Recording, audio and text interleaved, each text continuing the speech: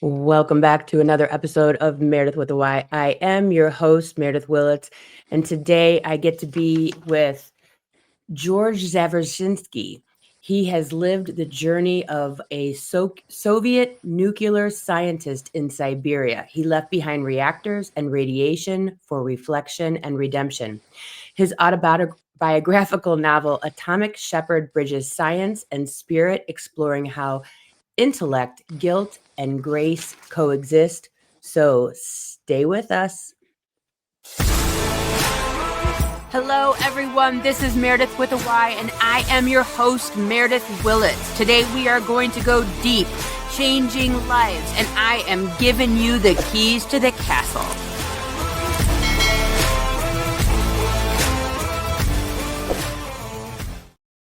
George, thank you so very much for being here with us today. I appreciate you taking your time out.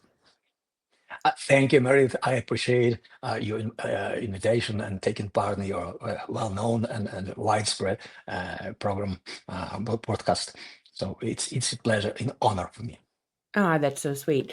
So you've written this amazing, basically it's an autobiographical novel of a life that you have walked this journey from nuclear scientist in Soviet Russia and decided that this wasn't for you anymore. I actually had on the show a couple months ago a nun who served in the convent for 20 years and then decided to leave. So you're kind of, you kind of guys are crossing paths a little bit here, but very different circumstances. What was it like being in the Soviet Union and being a part of mass destruction, so to speak? It's a challenge to your own personality, to your own yourself as a human being, as a man or woman. It's a challenge, and everybody who is able to think critically and able to recognize what's going on, what's happening there. Many people just shut their mouth and say only funny stories and anecdotes instead of saying the truth. So I was born in Soviet Union. That was regime, and that's the last years of the regime when when I started my scholarship and in the research, scientific research, etc. And it was quite bit easier than before, because that was close to the collapse of the regime. But still, the area was where I was working and dealing my, career, my scholarship and PhD and everything. That it was related to the nuclear reactors and the special or military for the special military purposes to get, atomic bomb, equipped with highly effective and materials with smaller weight. Obviously, the smaller weight, the better. But Yeah. so it was a task, and I I put that into the mind of my main protagonist in the novel. That wasn't me. Uh, in general, it looks like myself and also his colleagues, his boss in the science, and his travels, his field of his interests, very similar. But he obviously, the main protagonist, achieved much better result than myself. Yes. When you were growing up, though, was it like, I'm good at science and math, and so I'm going to go into this profession and going down this university route? What does that look like as a child growing up? Is it just like, hey, this is what you're good at, this is what you're going to do, or did you have dreams of being a part of this profession, so to speak? Like, did you like, I want to create, and work on the atomic bomb and all of these things, or was it less focused. Yeah, in the very youth, I was driven, of course, to be, famous and then get better result than ever before, and get my career and good life, etc. And I didn't mind what the area I would be participating. I didn't mind, and I think that's many of us in the Soviet Union before we understood what's going on there. That's about just get more effective mass destructive weapons. Yeah. Weapons of mass destruction. It's yeah, it touched me, and it like it changed my thinking of myself. And I said to myself, stop doing that. It's not for goodness, it's for evil purposes. Whoever put the targets. But that happened later than Yeah. and then when I was studying university. You know, when I was involved more in mathematics rather than physics. And I'm doing my mathematical models and I apply them, and it was quite successful in Siberia. I lived in Moscow, but I was traveling, many times a year to Siberia, and so it was I wouldn't say good or bad part of my life. It was life. Yeah. It was a time when uh, very little portion of information just get our ears, and we missed everything now. So we just thinking of we're living in the best country in the world. Yeah. We all do, you don't know we? and yeah, unfortunately, what's going on, what's going on there in Russia nowadays? I look at it, it's like a uh, restoration of the worst kind of regime of the Soviet Union, because in the past that was a bit different. It was, it declined. The regime declined, and it was last years of it. Now it started only.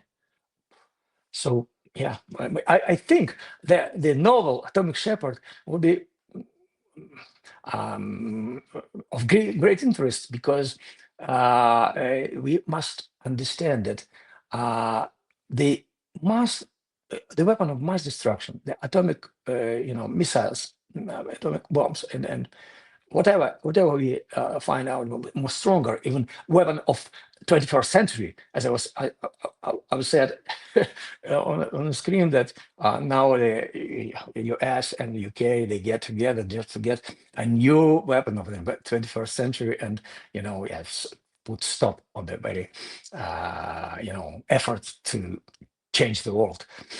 So mm, in my opinion, changed at that time, and I thought that I've seen there was kind of vision, kind of dream, kind of vision, but I saw, the consequences of that mass destruction of the atomic, uh, disaster and everything.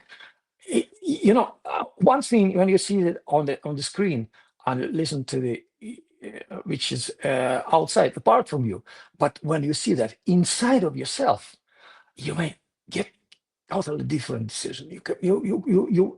Your mind is clarified, and you follow what is going on with yourself, your family, your beloved ones, your parents, your children, because that's up to you, not up Yeah. to somebody else far away. So yeah, and still, the 70 years of Soviet regime, that was, you know godless time. The people didn't believe in God. They were said that it is something very. You have to archive your efforts to find a God. There's no God at all. So there is socialism, communism, and a way to achieve it in foreseeable future. So people didn't think about it. So we missed 70 years of quite an important and challenging time in the West, I mean, United States, Europe, and the world, where there are discussion about God, the church, the outside the church, there is there face as way of salvation, or inside, only inside the church, etc. Many issues was put, and more or less it was there was a agreement between the opposite parties, opposite movements. But we in Russia, in Soviet Union, in Russia, we missed that. We didn't know about it all, nothing. So we start our own way, which is also, we go through the stages, which in the West was gone. Uh, Yeah.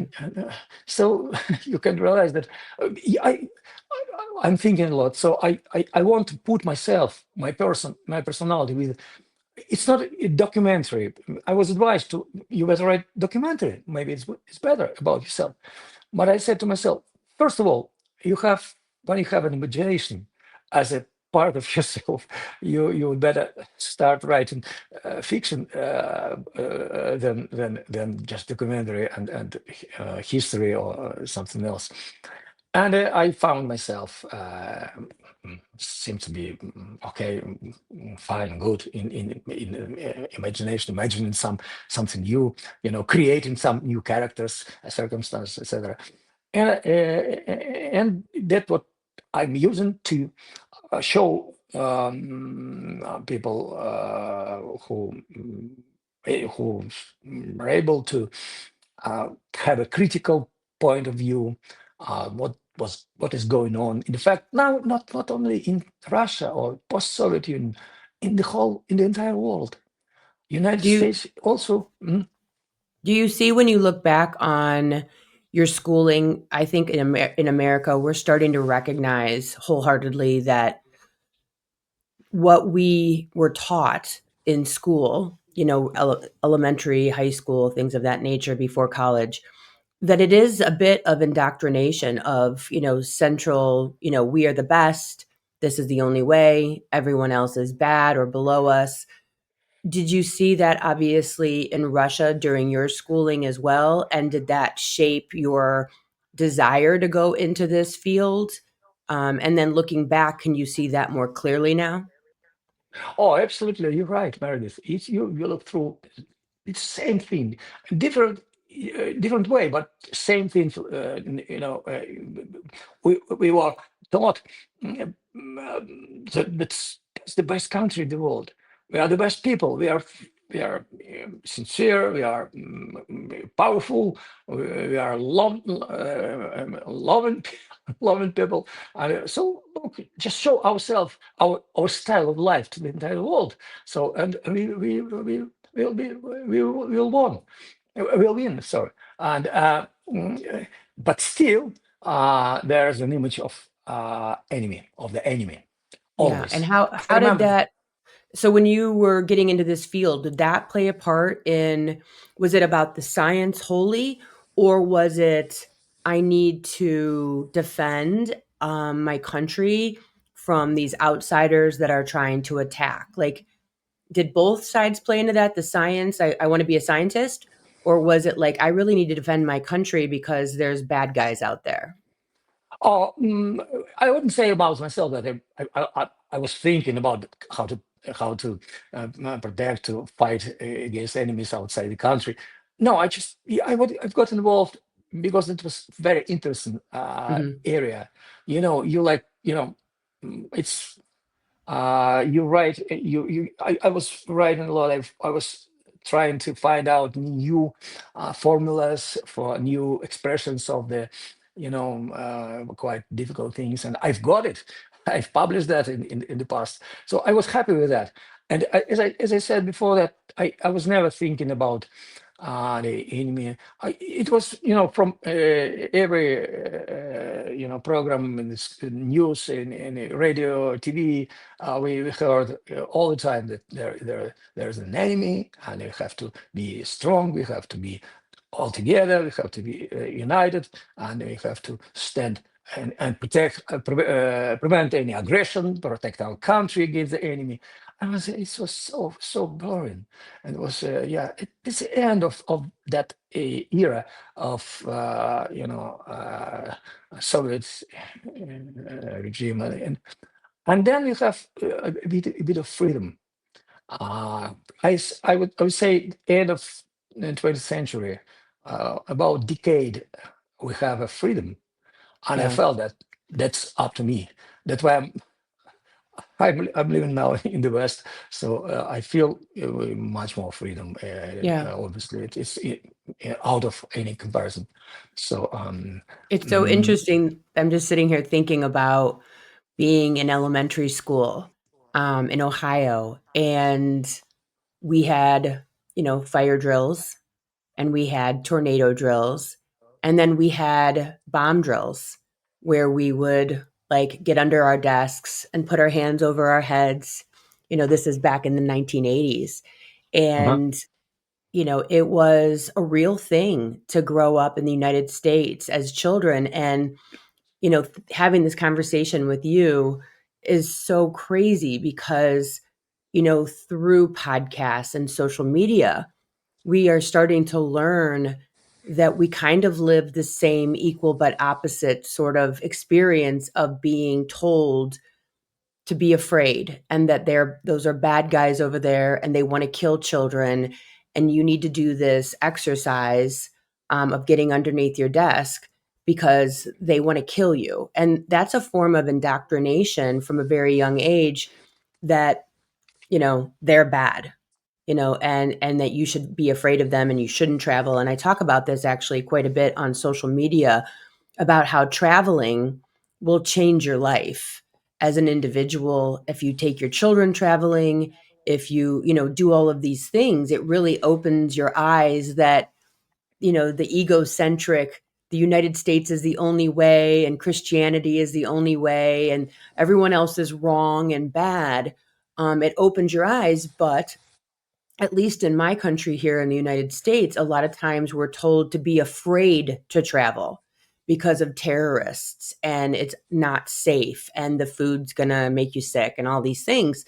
Um, and we're starting to learn, I think, through, TikTok and Instagram and podcasts and books and all of these things, that we were all kind of experiencing the same programming from our government to create this nationalism of pride, and it really isn't necessarily serving the whole person. It's just serving our governments. Yeah, you said yeah, absolutely. Look through that. What's going on? What's happening even now, Yeah. up to nowadays? Indoctrination. That new style, new kind, and you push with sort of thoughts which you never get before, and probably you miss that thoughts, but you push and you have to think this way rather than that way, and you have to look at them and see how they able to get some harm to you, your family, your country. So sit down, please, and relax. Never try to reach some other cultures, countries, traditions, because it's a bit dangerous. I remember in the in the middle of 90s, I've met a number of Americans traveling to Europe, and it was like your general time of I wouldn't say love, but general recognition of recognizing each other and getting involved into culture. And it was great interest to we also started late at the latest.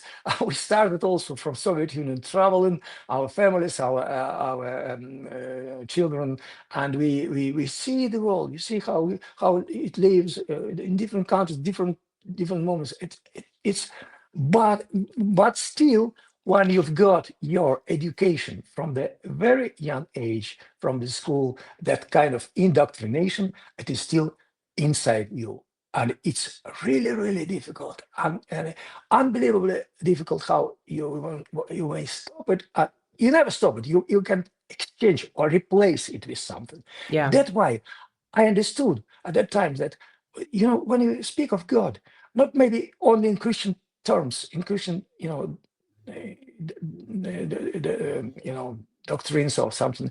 But just think about it and look around, and you see different cultures, different people, and God everywhere. He covers all good, accepted, and he rejects all evil, whatever you, because you understand this is evil, this is good. You are able to understand. So you not just a slave, you might be called a friend of God, or it's different. Of course, it's I would dare to I dare to say, it, but still, it is new life.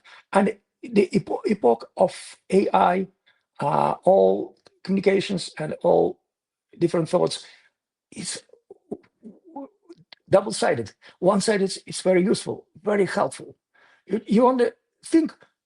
I think within maybe considerable few years, you get just one, you think about it, and then immediately you get an answer inside yourself. Not Yeah. write, not speak, but just, like exchange of a neuro exchange, something like that. So, but is it yours?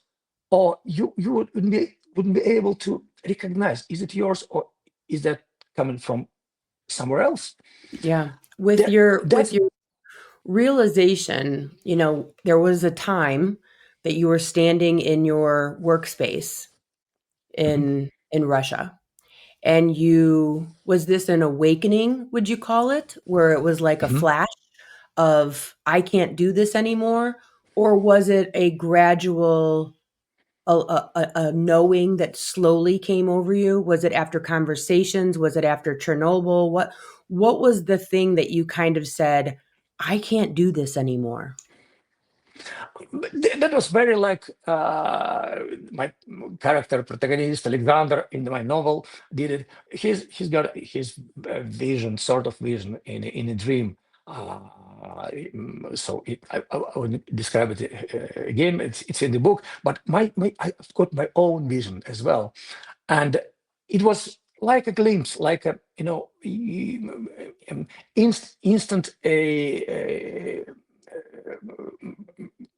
power or instant like a spirit touched me when I was writing my first PhD on a nuclear reactor system, how to get it better managed, better controlled. And I was writing in a close secret room in Moscow. I was sitting hours and hours on my own, and when you committed yourself to yourself, so you get definitely you get something extraordinary. So, Yeah. and that was like a awakening. You said, yeah, it's right. I awakening from falling asleep, Yeah. and yeah, and exactly. And then I continue my work apart from nuclear reactors, nuclear area, and I started my work with just at that time we call it, not we call it inside it was called expert systems, but it was a predecessor of artificial intelligence expert systems, and I applied one of them in Siberia in a reactor, and so it's kind of my job at that time. And then, like Alexander, the hero of my novel, I made a decision that it's not enough just to stay apart from that, military area. It's not enough. You have to do something. Right. If you're able, if it's in your character, do something opposite.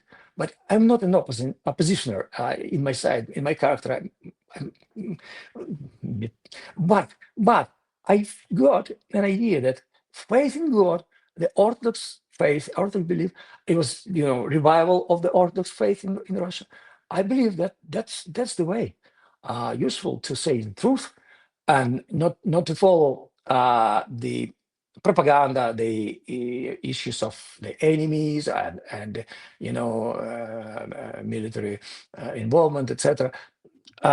And I found that Yeah. it was clear to me. If you can, if you're able, if you want to, you have to go there and you have to say a word of God, which was important in Russia. I understand that it's different, era we were living in. And now we're more or less similar. Now people, uh, in fact, you said traveling, but in Russia nowadays, around 80% of the people never ever travel outside Russia. I'm So sure you America is the same way, if not more. Oh yeah, yes. So they sure our government is the best government in the world. Our president is the best one. Look how he's behaving, how he's clever and powerful, and all the world, all the rest of the world is afraid of him, and so we are lucky with him. That's majority of the people live in Yeah. Russia. So When you decided, like, I'm sure that you had your awakening, and then there's probably some cognitive dissonance in there, like, what do I do? Is that something you can just walk away from with all of those Russian secrets of atomic um, mhm. information? Or did you need to have a path like, hey, I want to become a priest, and they're okay with it? I would assume that there's some sort of barrier to leave being a scientist in Russia back then. In fact, in a technological world, you have to wait 5 years until you get lost all the secrets, and you're free to go wherever you go, wherever you want. But as I said, it was a uh, change of the regime, change of time, and in this Secret Service and KGB and all they didn't mind at that time where you go, what you go. And I've got my first foreign passport, quite a busy way, which I never realized to have beforehand in the 80s or 70s. It's impossible. You have to Yeah. go through through KGB and all. It's just impossible. But that in 90s were quite free, and I got my passport, and so I'm free of the secrets now. The long time passed, so I'm not involved anymore in this area. But still, now it's obviously it's more and more serious, and quite number of scholars or detained, and yeah, now they are now in prison Yeah. because they report somewhere in international conference some secrets supposed to be, or nobody knows it. Uh, so that's not my time. So that's why Yeah. I'm started. That I've started that novel, and that idea, not just idea, but the true story of my life, similar to my life, Yeah.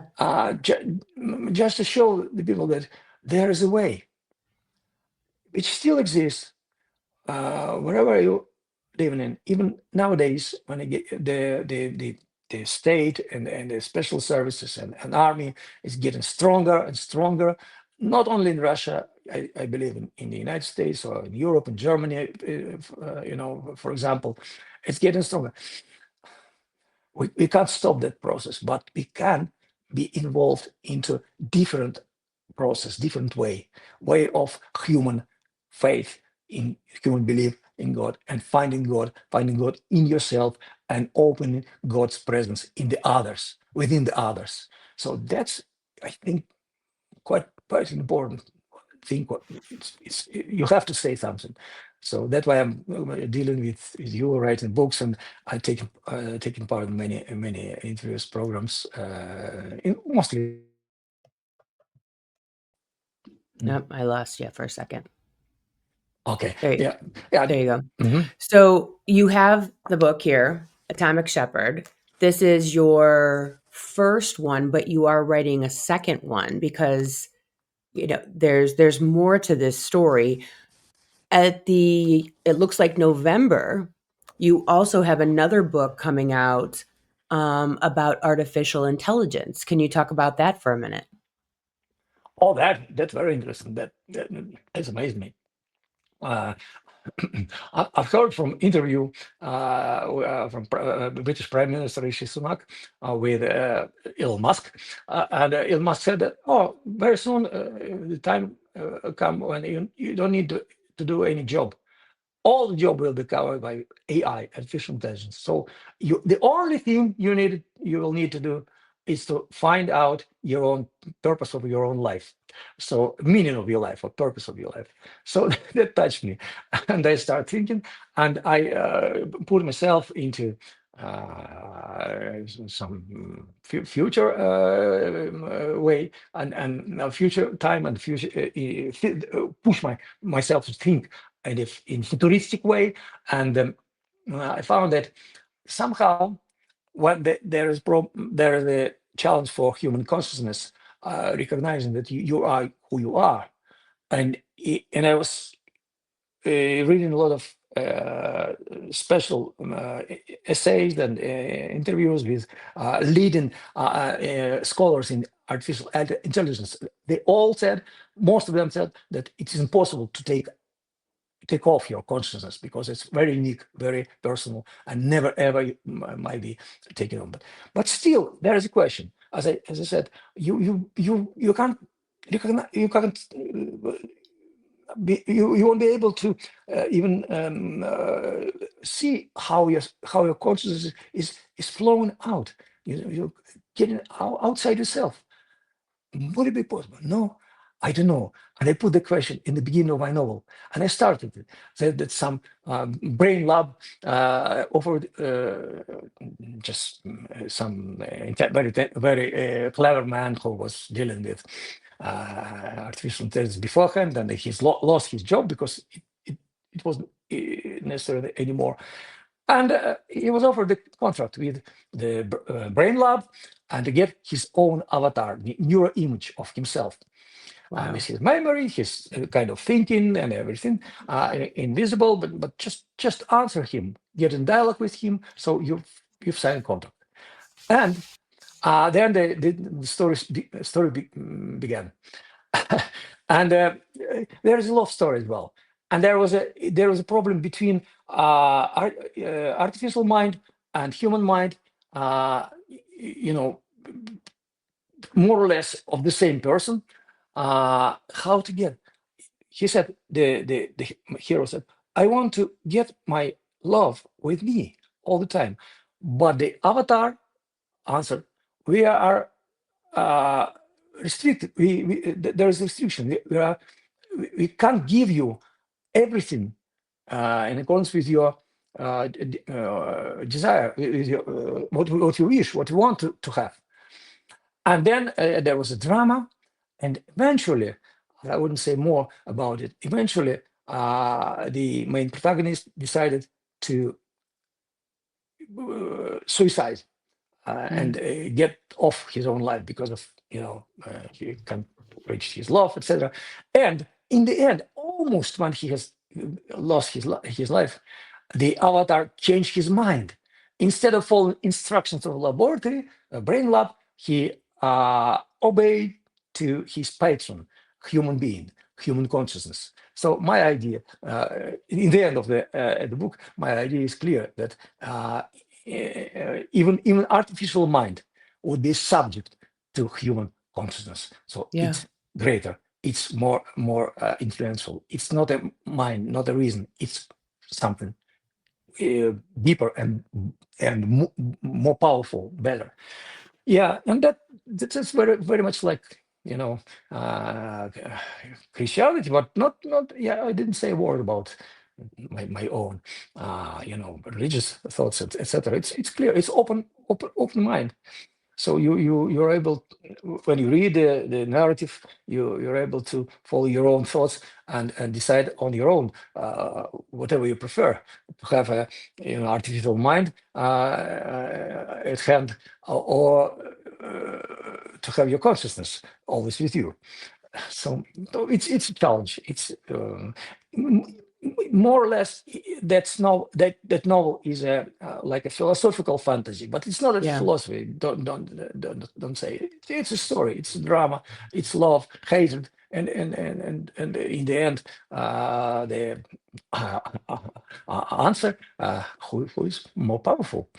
Well, Uh, I think that like we need to recognize that I think so many people think that we work and then we live, but I think that working is a very big part of one's life. Like just looking at your own life, You Mhm. were a scientist and now you're a priest.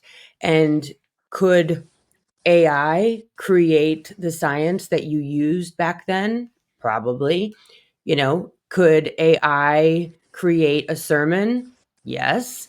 However, then it removes that part of humanity that finds themselves in their profession. I Mhm. think that people forget that working is life. It is a part of your life where you meet people and you discover who you are as you did. You discovered self, George did. You discovered you inside of your work as a scientist and realized that it was Mhm. not in alignment with who you wanted to be anymore, and then switching jobs, if you will. Um, that's how you find you. And this idea of not wanting to go to work anymore, maybe you don't want to go to work at that place or be that person anymore. That is a part that is so integral to consciousness and finding yourself and what you want to be every day. As we go through the world, we decide, do I like steak or do I like fish? Do I like to live in the city or do I like to live in the country? Do I want to be a scientist or do I want to be a priest or an author or all the things? That is how we discover who we are at the end of the day. And, blending your AI book and the Atomic Shepherd book novel and all of these things is finding George, right? That's a part of us. And so if we remove career, if we remove humans, you see so many people today, they're like, I'm just done with people. I'm done peopling. I just want to stay home.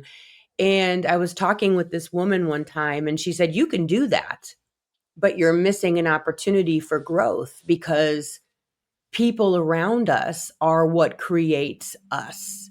It's what squeezes us and challenges us and awakens us. And without your job as a scientist, you may never have become a priest. When you were transitioning after your awakening as a scientist, were you able to talk to people about this awakening that you had, or was that kept personal and you just transitioned to becoming a priest on your own? Um, yeah, of course, that was the major question. First of all, how did you do that? Oh, you're now a priest. You're now serving the elderly people, saying sermon, very, very old matters, and we want you to have, in progress. You're clever. You have a clever mind. Why did you do that? And one man even written me on Facebook. So I would never go for confession to such a fool. She said, so yeah, exactly. So it challenged me. And especially that exactly what you said, without the work, without your working and progressing and creating something, you're losing yourself. You won't be yourself anymore if you don't put yourself as a creative, not just mind, but a creative a person, a creative, entity, creative power. So because you have it, everything, you can't stop it. Of course, you're tired. Wake up in the morning, early morning, or take your wash your hand and face and go to the. No, you stay home. And people losing their uh, sense of life. That's why the word of Elon Musk, obviously, it's special. See, he's a very specific figure. But when he said that you don't need work anymore, so all the jobs will be done by AI. So you only need to find your meaning of your life. But that's the meaning of your life, as you said, Meredyth. You're absolutely right. When you're not working, you're losing meaning of your life, and in the end, you can lose yourself. That's the way to survive in the contemporary world, in the world of AI, world of robots and high and high technologies. You're not the technology. You're above them. You are above them because you are a person, and all things coming up from let's say not just mind, even deeper in yourself. That's yourself. That your soul. That your the in Greek that is the word cardia. The ancient philosophers means cardia. It's not like a pump, blood pump. It's a concentration of your spiritual energy, Yeah. cardia, heart. So when you say heart, we have many different meanings, but that is your core power, which provides you with energy, creativity, imagination, and ability to get other people either surprised or challenged or interested. So in many ways, but you never ever stop working. Uh, First of all, on yourself, and then obviously realize your talents and follow the world. You don't fight against the world. It's useless. You don't have enough power, but you have to fight yourself. When you're lazy, I want to stay home in your bed. So you consider yourself, I'm lazy man. So I have to change my mind. So Yeah. that way, and also when you're involved into, I wouldn't say criminal or terrorist or terrorism or something, which we heard a lot of from everywhere, but part of yourself, uh, part of yourself that you want to be higher, you want to be above the others, your neighbors, your colleagues, your bosses, your but stop it. Think that you on your own position. Every people have different abilities, different talents, different characteristics, and they have to. Everyone, we are to realize it and to find out our own way, and then we'll be happy. So the happiness I would consider the final state of your personality. I believe in happiness. Mm. That's really good. Yeah, absolutely. When you've been a priest now for 20 years, is it? Mm. Yeah, Yeah. 22. Yes.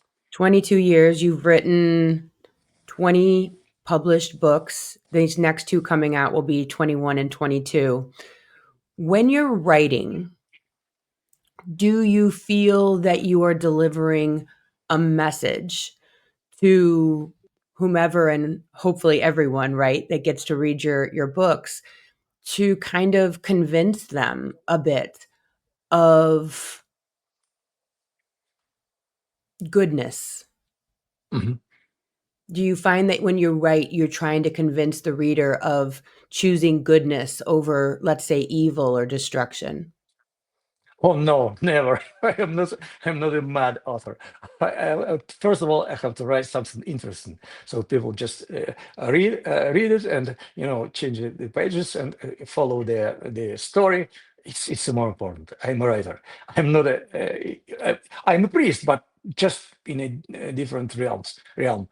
So first of all, and then what I want to, that's my real dream, that the reader following the story, being interested, and then he, inside himself or herself, discover that idea, that message, what you said about. That's his own message, not mine. I've never, convinced them. Do you believe in God or not? You follow me? No, never. It's not my character, not my. Otherwise, yeah, I would better write my sermons and everything. It's not a sermon. No, it's a story. A story and with real characters, all different ways of life, different thinking, different philosophy, atheists, believers, and doesn't matter. But they involve into something practical. I would say in that particular book, my first in English, Atomic Shepherd, there is a chance that when the colleagues, one is atheist and the other one, Father Alexander, who's former physicist, become a priest. Two of them, they go to the roof of the third block in Chernobyl. You can imagine the fourth block was blown down, and the radioactive constructions with high radiation. They fall down on the roof of the neighbor block, and they just measure how strong is it. nobody knows. At that time, there was no special, highly professional, equipment. They do have, but they have to do it on their own with human being, not robots, because robots didn't work there. Well, and once they have to leave the area, radioactive area, Alexander realized that he was on his own, whereas his colleague he didn't know, and people said that he didn't pass through to the safe place, and that was his decision of his life, save himself or come back to find his colleague who is an atheist. That's, I mean, real life story, and yeah, that's maybe the culmination of the novel when he was at the instant decision, seconds to decide what to do. So he came back and found his colleague and helped him because he's broken leg, and help him to get out of the radiation area. So, and they've got so much radiation as they Yeah. didn't survive. Yeah. Yeah, both of them. So that's kind of sacrifice. But he's a priest, so he acted exactly like Christian uh, priest, or just simple Christian way. That's sacrifice. What I believe, it's sacrifice, which is the core message of the gospel, and I try to reveal it in circumstances, and never say word of God, but just show how to act. Do you think that being a priest after 22 years and doing the job that you had in the past of being a scientist creating nuclear weapons, those are so 180 apart? Do you believe when you're seeing Christian nationalists in our country of the United States whom are supporting and applauding so much that is going on here in our country, violence and things of that name? Mm, And we've had so many instances, the Crusades, slavery, mm, where people have used the word of God in the Bible to justify horrific actions. Do mm, you mm. believe that it's possible for someone that is trying to walk the walk of Christianity or Christ would be able to also support destruction? I'm sure, not I'm thinking, I'm sure that those people who, involved into aggression and into destruction, in the name of God, they are very much wrong, and they even don't know that they are wrong. They probably follow the, message of the crowd. In Greek, there are two words mentioning crowd. Uh, uh, ochlos and laos. Laos, that crowd around it with a good idea of goodness, and they working and they think in similar way, on the way to good. That was like Christian church in the past. Ochlos, that's the crowd, people crowded all together, and they follow something, in their mind, which is involved like propaganda and wrong vocation, wrong words, but they don't recognize it. They don't think about it. They don't have critical mind. That's important word, critical mind. They don't think on their own.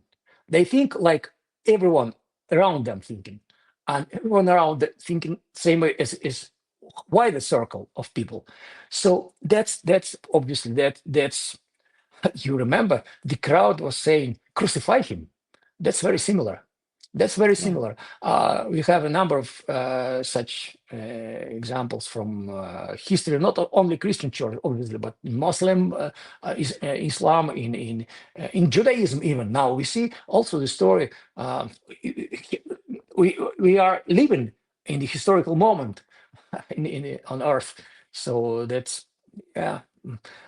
We pray. We want to stop the war in Ukraine, the war in sector Gaza, but that's only our desire. But the other thing that if we stand and follow right way, which we've learned from the gospel on from our church, whatever church it is, mosque or synagogue or Christian church, we there is nothing wrong in general sense. There is no nobody would say that go and kill them. It's like an old story, like Old Testament. There was Yeah. a lot of murder, a lot of killing. I've read it. Prophet Elijah, who said he said that the wrong false prophets go and kill them, and he did it himself. Prophet Elijah. But that's different time. That was different time. We're not living in that time anymore. So the time changed, and we are changing. We are changing ourselves. We are changing time. So I wouldn't say that those Christians, those called them Christians, they go and make some aggressive action and make people pushing people that you have to follow us. We believe in Christ. We have to follow us. And at the same time, uh, in aggressive way, just make people scared. So it's not a way to believe in Christ. There is no scare, no. So so you better say normal words, normal language, but behave like human being and not against others. And there is another very important term we have to, that's otherness.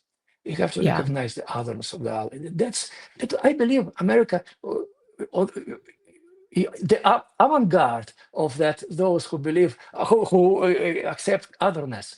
I used to think so, and now you see it's I always you I Americans. always imagine I always imagine people going up, to heaven, so to speak, and God saying, "Okay, show me the line that I made between Mexico and the United States. Like, show me where that's at." You know what I mean? Like, Yes, there, there's no line. You guys created that. That's a human construct. course, of course, you Yeah, put the border. It's not natural. It's your decision. When you the more border you put, the more aggressive people will become around you.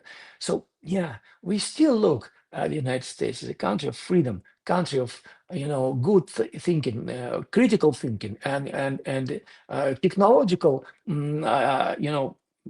um, um, achievements, great achievements, which I believe also that if you think that God gives some knowledge, some ability to discover new something good, so probably God, you trust in God, as it's written on the dollar, but still keep going, not yeah, change your mind, never get back, never trust the other people who would blame you. You Americans, you're not anymore. You great nation, you great nation because you collect all the nations of the world and get them together, working together. That's unbelievable. It's unique and the only example in the human history. So keep it, please. trust me. I'm I'm over here praying, George. Yeah, Your book is amazing. It's inspired by a real life story, which is your real life story. Atomic Shepherd, George Zavershinskiy. Oddly, I'm not too bad at your last name. You have yeah, very 20 good. books. You have another book coming out about AI. What's the title of that one again? That's Misha, the Avatar. Uh, Misha the Avatar. That'll yes, be coming out here in November, available on Amazon. Atomic Shepherd is available on Amazon and everywhere you find your books. Um, Unbelievable life. yeah, and Unbelievable life.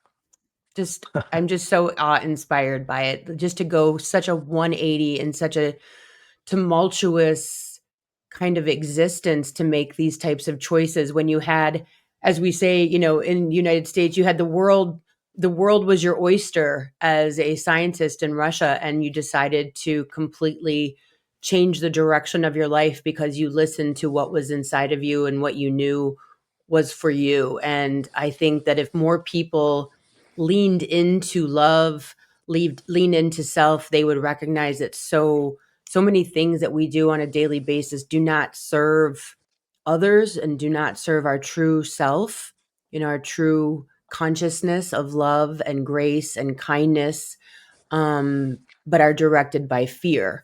And I think that your life is a testament to leaning into love and grace and kindness and really listening to your higher self. And thank God for that vision that you had that said, this isn't for you anymore, and that you actually paid attention, because so many of us just say, oh, that I just imagined that was a part of my imagination, and it's actually not. So thank you so much for listening to that calling that day. Truly.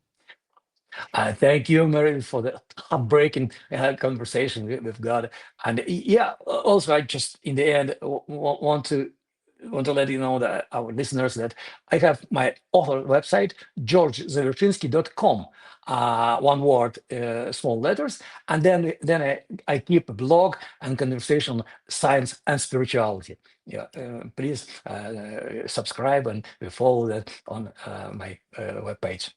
I love that. So georgezavershinsky.com. You're going to find all things George, all things science. And I love the fact that you do meld science and spirit, because I believe myself through my own path and journey that is what has truly allowed me to lean fully into spirituality, um, is science. Whatever is created has always been and always will be. And that we are indestructible, so to speak, from a spiritual concept. And I think that is what has always really changed me. And so to a fellow spiritual person who is also a scientist, thank you so much for being on today. I really appreciate you. Thank you. All right, everybody, I'll see you all here next week with another amazing guest. Thank you, George, for being here today, and I'll see you guys here next week. Bye. Thanks for listening. If you would like to connect on a more personal level, head over to meredythwillits.com or on Instagram at Meredyth with a Y for behind-the-scene footage and outtakes. Please subscribe and come back each week for more Meredyth with a Y. Thanks again for listening. Cheers.